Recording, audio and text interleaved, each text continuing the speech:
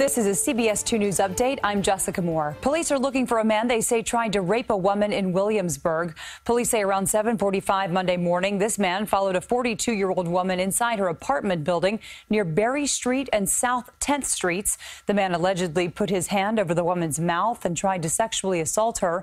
She fought the man off and he ran from the building. From surveillance footage, police say he had short hair, a baseball hat, and a crossbody bag. The woman says she wasn't hurt. New York and New Jersey have launched investigations into allegations of sex abuse at Catholic dioceses. This comes after a scathing grand jury report detailing 1,000 cases of sexual abuse of children by priests in Pennsylvania. CBS 2's Janelle Burrell is at St. Patrick's Cathedral in Midtown. The subpoenas issued by the New York Attorney General, part of the ongoing civil investigation into how the Catholic Church handled allegations of sex abuse by priests and potentially covered them up. The move comes just weeks after a grand jury report revealing the abuse of at least 1,000 children by more than 300 priests in Pennsylvania. New York Attorney General Barbara Underwood said of the report, victims in New York deserve to be heard as well. The subpoenas that she has issued to the state's 8 Catholic dioceses request all documents relating to sex abuse allegations, including victim payoffs and findings from internal church investigations. After the Pennsylvania report, Cardinal Timothy Dolan spoke with CBS2, urging transparency. I really worry about a loss of credibility, a loss of trust. There's no use denying it. We can't sugarcoat this. This is disastrous. After the announcement of the subpoenas Thursday, a spokesperson for the New York Archdiocese vowed to fully cooperate with the civil investigations and any possible criminal investigations to come, adding that since 2002 it has shared with its 10 district attorneys all information they have sought concerning allegations of sex abuse of minors. Meanwhile, in New Jersey, the state attorney general there has announced a new task force to look into abuse allegations in that state. The investigation will be headed by an experienced sex crimes prosecutor. Hotlines have now been set up in New York and New Jersey for people to come forward and report allegations of abuse within the church. An accused MS-13 gang member is set to be arraigned today. Nassau County Police say 20-year-old Kevin G. Lopez Morales was arrested yesterday and charged with murder on Long Island. He is the 3rd accused gang member arrested in the machete-hacking death of 16-year-old Angel Solar of Roosevelt. Solar's remains were found last year in the woods next to the Southern State Parkway. New jobs numbers are out for August. The report shows U.S. employers added 201,000 jobs last month, slightly outperforming economists' predictions. The unemployment rate stayed the same as July at 3.9%. Growth of the economy saw its fastest pace in 4 years, reaching 4.2%. The numbers also show consumer confidence rose to its highest level in nearly 18 years. Not all of the report is positive, however. Home sales dropped and wages are still only rising slightly. The grand opening of the south span of the Governor Mario Cuomo Bridge is today. Signs are already up and the ribbon cutting is happening at any moment. The new bridge will be open for traffic on Saturday. The north span of the Mario Cuomo Bridge opened last October. The 2 new spans replace the old Tappan Zee Bridge.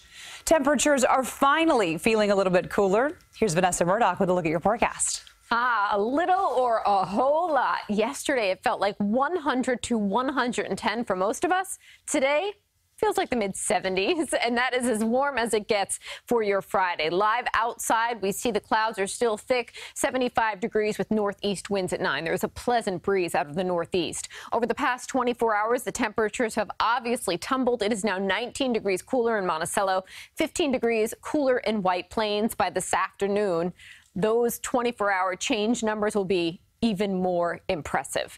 As we look at the vortex satellite and radar picture, it's been a steady stream of rain well north of the city today. The rest of us just under those mainly cloudy skies. As we roll through your Friday, we do have a chance for some showers. That's for sure. Obviously, north of the city, you're getting a decent dose of rain. So chance for showers today. We can expect some sun, maybe a break or two. 77 degrees your high today. Then tomorrow, it is 73 degrees. We expect some wet weather early, but by afternoon, break breaks of sun and 73. 70 for your Sunday, mainly cloudy skies, but by late day, some rain moves on in, courtesy of the remnants of Gordon, likely make for a very soggy Monday. Jessica. All right, thanks so much, Vanessa.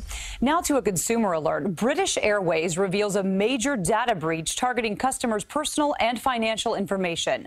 Customers who used the airline's website and mobile app as recently as 2 days ago may be affected. The airline says the data breach occurred between August 21st and September 5th. The company claims travel and passport details were stolen. British Airways says it repaired the breach and contacted law enforcement immediately. There is a new push right now to make pet leasing illegal in New York State. Some people say they're signing agreements at pet stores to pay off their pets over time, only to later realize that the contract calls for a pet to be returned unless they pay for a buyout option. I looked at the papers again and said, whoa, what? What is going on? This is a lease? You should not be able to repossess an animal, and people are unknowingly being duped. A bill banning pet leasing passed the legislature 80 days ago. Governor Cuomo has not yet said whether he will sign it. New developments today on the New Jersey couple accused of spending much of the $400,000 they raised for a homeless Good Samaritan who had lent them his last $20. Police executed a search warrant at the home of Mark D'Amico and Kate McClure in Florence Township. Investigators took items from the home and seized a BMW from the property. A lawyer for the man thinks the couple took vacations and went on shopping sprees with the donations meant for homeless veteran Johnny Bobbitt. GoFundMe says they are working with authorities to make sure Bobbitt's legal fees are paid and that he receives the full amount of money raised. So far, no charges have been filed against the couple. Queens rapper Nicki Minaj is lending her support to a former Cosby Show actor who was job shamed. Jeffrey Owens played Elvin on The Cosby Show. Recently, a shopper snapped a photo of the 57-year-old Yale graduate working at Trader Joe's in Clifton. During her Queen radio show, Nicki Minaj accused the shopper of trying to embarrass a hardworking man. And now she says she's giving him $25,000. The Baby Shark song is a hit with kids and a viral smash, but it's driving some parents a bit crazy. CBS2's Cindy Hsu has more on the earworm that kids just can't get enough of. If you have small kids in your life, you probably know this song.